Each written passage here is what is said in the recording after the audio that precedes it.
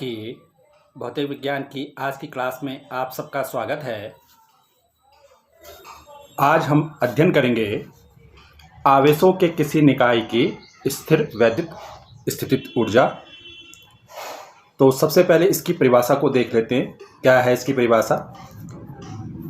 आवेशों के किसी निकाय की स्थितिज ऊर्जा उस कार्य के बराबर होती है जो उन आवेशों को अनंत से एक दूसरे के समीप लाकर निकाय की रचना करने में किया जाता है।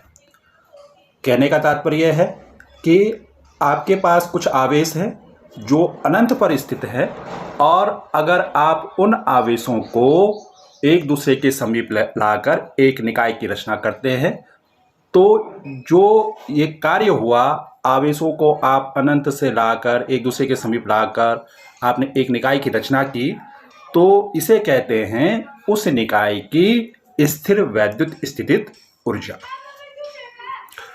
तो अब इस स्थितिज ऊर्जा के बारे में आगे और अध्ययन करते हैं। तो जो ये परिभाषा हमने यहाँ पर देखी है, इसको हम एक डायग्राम के माध्यम से समझते हैं। पहले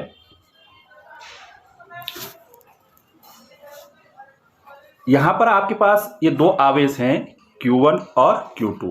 कहाँ पर स्थित हैं? ये अनंत पर स्थित है। दोनों धनात्मक आवेश हैं। यहाँ पर Q1 भी धनात्मक है, Q2 भी धनात्मक है। आप दोनों ऋणात्मक भी ले सकते हैं या एक ऋणात्मक और एक धनात्मक आवेश भी ले सकते हैं। हमने इस उदाहरण में यहाँ पर स्थिर वैद्युत स्थितिज ऊर्जा को समझने के लिए दो आवेश लिए हैं, Q1 और Q2, और दोनों धनात्मक हैं। अब मान लीजिए हमारे पास एक बिंदु है A, और इस बिंदु A पर ये Q1 आवेश पहुंचता है। कहां से? अनंत से। कहां से पहुंचा हो? अनंत से गया। ये Q1 आवेश कहां गया? A पर गया। कैसे गया इसको देखते हैं। ये अनंत से आपका ये Q1 आवेश ये A बिंदु पर पहुंच गया।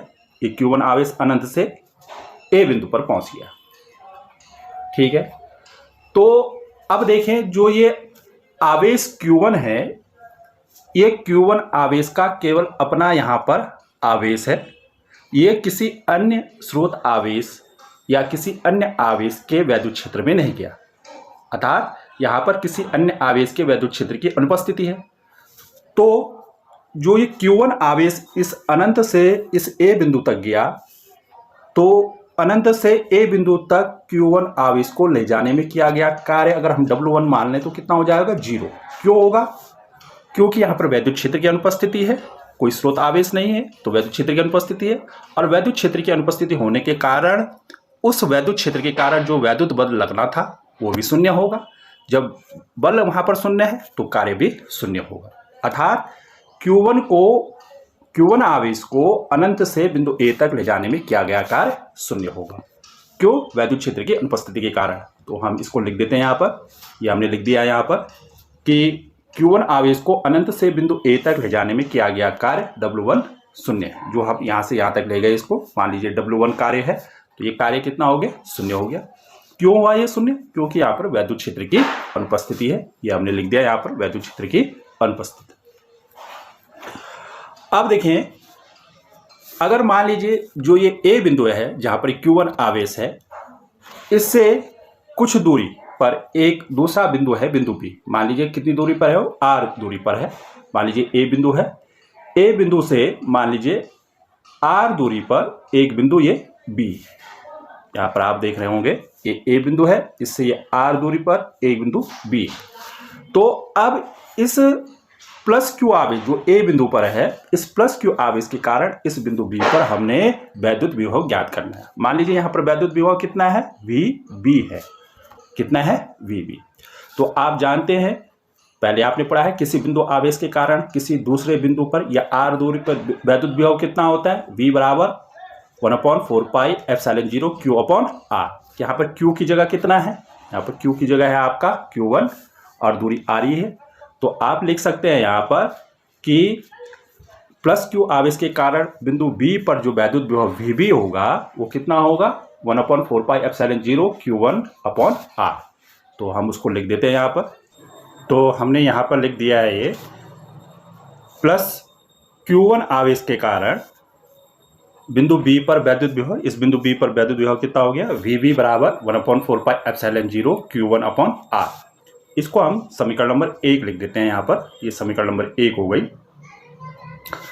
अब देखिए, अब ये Q2 जो आवेश है इस बिंदु B पर गया, कहाँ से गया, ये अनंत से गया। यहाँ पर मान लीजिए Q2 आवेश, तो ये Q2 आवेश जो है बिंदु B पर पहुंचा, अनंत से यहाँ तक पहुंचा। तो अनंत से इस बिंदु B तक जाने में अब इस Q2 आवेश पर कुछ कार्य किया गया होगा। मान लीजिए वो W2 है। क्यों किया गया होगा कार्य इस Q2 पर? क्योंकि अब ये Q2 Q1 के वैद्युत क्षेत्र में प्रवेश कर रहा है। कहाँ पर प्रवेश कर रहा है? Q1 के वैद्युत क्षेत्र में प्रवेश कर रहा है, क्योंकि इसका वैद्युत क्षेत्र होगा यहाँ पर। तो इसलिए हमें इस Q2 को अनंत से बिंदु B तक ले जाने में कुछ कार्य करना पड़ेगा। मान लीजिए वो कितना कार्य है, मान लीजिए उसको हम किससे प्रदर्शित कर रहे हैं, W2 से प्रदर्शित कर रहे हैं। तो W2 बराबर कितना हो जाएगा, W2 बराबर जितना इस बिंदु पर विभव है VB और इंटू Q2, ये आ जाएगा यहाँ पर। कैसे आया ये हम देखेंगे कैसे आया, इसको समझ लेते हैं। आपको मालूम है विभव की परिभाषा से V बराबर कितना होता है, W/Q0 होता है। अगर वहाँ पर Q0, यहाँ पर हम किसको ले जा रहे हैं, वहाँ पर परीक्षण धारावाहिक को ले जाते हैं तो Q0 होता है। यहाँ पर किसको ले जा रहे हैं, Q2 को ले जा रहे हैं, तो यहाँ पर Q2 हो जाएगा। B पर विभव कितना हुआ, VB, तो VB बराबर W/Q2 हो गया। तो W का मान कितना हो जाएगा, यहाँ से W बराबर हो जाएगा Q2 इंटू VB आ जाएगा, ये आ जाएगा। तो इस सूत्र का प्रयोग हम यहाँ पर करेंगे। तो इसी सूत्र का हमने यहाँ पर प्रयोग किया, ये हमने लिख दिया यहाँ पर कि आवेश को अनंत से बिंदु B तक ले जाने में किया गया कार्य हमने कितना कहा था, W2, और यहाँ पर जो विभव है VB, और किस आवेश को ले जा रहे हैं, Q2 इंटू Q2। कहाँ से आया, वैद्युत विभव की परिभाषा से। अब देखिए नेक्स्ट इसमें क्या होगा, यहाँ पर हम क्या करेंगे, अब इस VB की जगह कितना रख देंगे, समीकरण नंबर 1 से VB का मान रख देंगे 1/4πε0 Q1/R। तो कितना आ जाएगा अगला स्टेप, W2 बराबर VB की जगह आ जाएगा 1/4πε0 Q1/R इंटू Q2। तो आगे देखते हैं इसमें स्टेप, नेक्स्ट स्टेप क्या होगा, ये हमने नेक्स्ट स्टेप देख दिया यहाँ पर। ये W2 और यहाँ पर VB था, VB की जगह हमने VB का मान रख दिया समीकरण नंबर 1 से 1/4πε0 Q1/R into Q2। Next step में क्या हो जाएगा, यहाँ पर नेक्स्ट स्टेप में हमने Q1 और Q2 को एक साथ रख दिया, ये गुणा हो गया। W2 बराबर 1/4πε0 Q1 Q2/R। तो इतना Q2 आवेश को अनंत से बिंदु B तक ले जाने में किया गया कार्य होगा। तो इसको हम समीकरण नंबर 2 रख देते हैं, इसको समीकरण नंबर 2। अब देखिए जो नेक्स्ट स्टेप होगा उसमें क्या करना है आपने, अब आपके पास दो कार्य हो गए, एक W1 हो गया, Q1 आवेश को अनंत से बिंदु A तक ले जाने में किया गया कार्य, और W2 हो गया Q2 आवेश को अनंत से बिंदु B तक ले जाने में किया गया कार्य। और इस प्रकार आपके पास क्या बना, एक निकाय बन गया, AB निकाय बन गया। तो अब इस पूरे कार्य में Q1 को अनंत से बिंदु A तक ले जाने में किया गया कार्य प्लस Q2 को अनंत से बिंदु B तक ले जाने में किया गया कार्य, और इस प्रकार जो निकाय बना है, इस पूरे कार्य, इसको करने में जो पूरा कार्य हुआ, कुल कार्य हुआ, उसको हम ज्ञात करेंगे। मान लीजिए कुल कार्य कितना है, W। तो क्या करेंगे, W बराबर कितना हो जाएगा, W1 प्लस W2, दोनों कार्यों को जोड़ देंगे तो कुल कार्य हो जाएगा निकाय को बनाने में, या इस जो ये पूरा कार्य है हमारा हुआ यहाँ पर कितना हुआ, कुल कार्य W बराबर W1 प्लस W2, दोनों के मान रख देंगे। W1 का मान हमारे पास पीछे कितना आया, 0, और W2 का मान हमारे पास ये आ गया W2 का, तो W1 का मान 0 रख देंगे और W2 का मान ये रख देंगे। तो यहाँ पर से आ जाएगा हमारे पास नेक्स्ट स्टेप, W बराबर ये W1 का मान कितना रख दिया, 0, और W2 का मान ये रख दिया समीकरण नंबर 2 से 1/4πε0 Q1 Q2/R। तो अब नेक्स्ट स्टेप क्या हो जाएगा, 0 था हमारे पास, 0 प्लस 1/4πε0 Q1 Q2/R था, तो दोनों जुड़ जाएंगे तो 0 हट जाएगा। तो W बराबर कितना आ जाएगा हमारे पास, 1/4πε0 Q1 Q2/R, ये मान आ गया हमारे पास। ये पूरा कार्य हुआ। तो हमने परिभाषा में क्या देखा था कि आवेशों के किसी निकाय की स्थिर वैद्युत स्थिर ऊर्जा उस कार्य के बराबर होती है, इस कार्य के बराबर होती है जो उन आवेशों को अनंत से परस्पर समीप लाकर एक निकाय की रचना करने में करना पड़ता है। तो इतना कार्य करना पड़ता है। तो ये कार्य अब क्या हो जाएगा, वैद्युत स्थिर ऊर्जा को दिखाएगा, उन आवेशों के निकाय की एक वैद्युत स्थिर ऊर्जा को प्रदर्शित करेगा। तो हम कह सकते हैं यहाँ पर कि यह कार्य निकाय की क्या है, वैद्युत स्थिर ऊर्जा है। और उस वैद्युत स्थिर ऊर्जा को हम किससे प्रदर्शित करते हैं, कैपिटल U से प्रदर्शित करते हैं। तो हम लिख सकते हैं यहाँ पर कैपिटल U बराबर ये 1/4 pi epsilon 0 Q1 Q2 upon R, जितना ये कार्य हुआ उसके बराबर ये वैद्युत स्थिर ऊर्जा हो जाएगी। तो याद रखना है, दो आवेश अगर आपके पास हैं तो दो आवेशों के किसी निकाय की वैद्युत स्थिर ऊर्जा कितनी होती है, U बराबर 1/4 pi epsilon 0 Q1 Q2 upon R। तो इसको हम समीकरण नंबर 3 लिख देते हैं। यहाँ पर हम इसको समीकरण नंबर 3 रख देते हैं। ये आ गई आपकी समीकरण नंबर 3, जो ये हमारा मान आया तीसरा वाला, ये तीसरी समीकरण से U बराबर 1/4 pi epsilon 0 Q1 Q2 upon R। तो ये आपकी दो आवेश अगर आपके पास हैं तो दो आवेशों के किसी निकाय की वैद्युत स्थिर ऊर्जा और परिभाषा को इस प्रकार से हम देखेंगे। अब आगे चलते हैं। इसमें कुछ बातें हैं जो आपको ध्यान में रखनी है। अगर समान प्रकार के आवेश होंगे, जैसे अभी हमने दो धनात्मक आवेश लिए या दो ऋणात्मक आवेश आप ले सकते हैं, तो अगर आप उन दोनों को एक दूसरे के समीप लाते हैं तो निकाय की स्थिर ऊर्जा बढ़ जाती है और दूर ले जाएंगे तो क्या होगी, घटेगी। ऐसा क्यों होता है, जब दो समान प्रकार के आवेश आप एक दूसरे के नज़दीक लाते हैं तो उन दोनों में क्या होगा, प्रतिकर्षण बल होगा, वो एक दूसरे को दूर हटाएंगे। तो उनको नज़दीक लाने में हमें क्या करना पड़ेगा, अधिक कार्य करना पड़ेगा।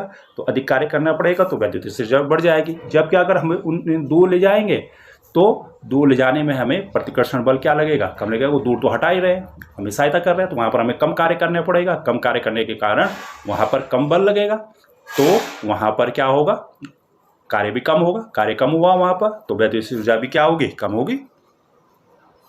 इसी प्रकार से आपके पास ये दूसरा वाला पॉइंट है कि विपरीत प्रकार के आवेश जो हैं, जैसे अगर एक धनात्मक एक ऋणात्मक आवेश आप ले लें तो आप जानते हैं विपरीत प्रकार के आवेशों में क्या होता है, आकर्षण बल होता है। वो एक दूसरे को आकर्षित करेंगे।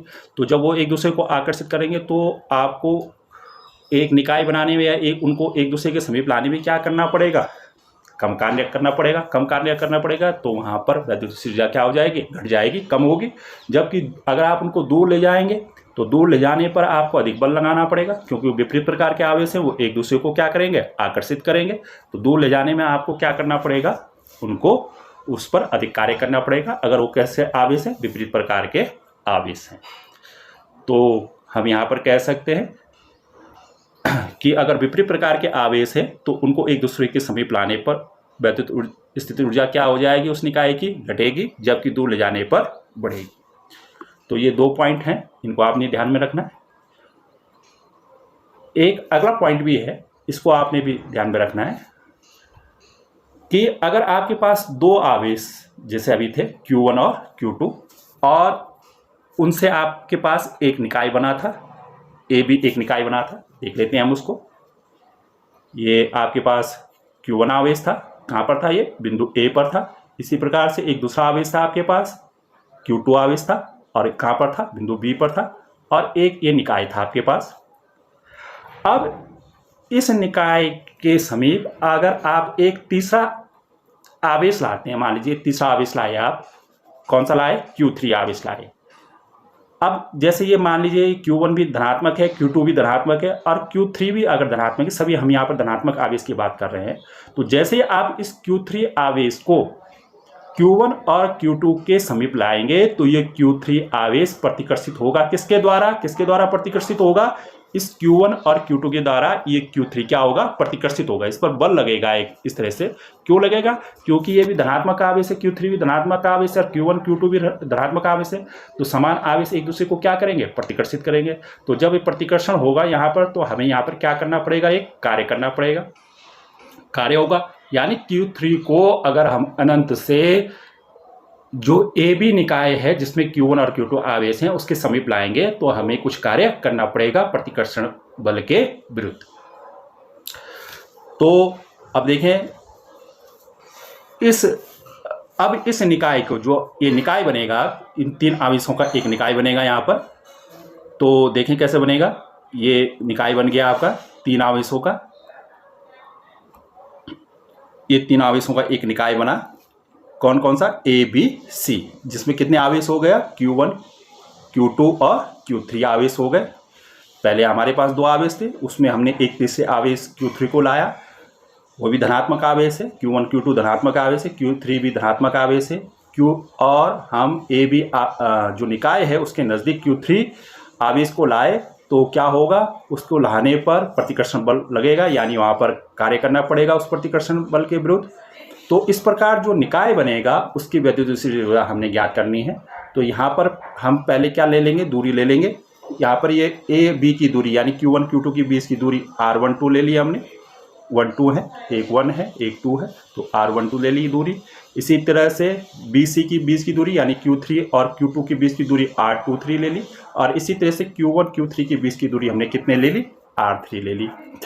तो यहाँ पर अब जो ये निकाय बना है इसकी वैद्युतस्थितिज ऊर्जा क्या हो जाएगी?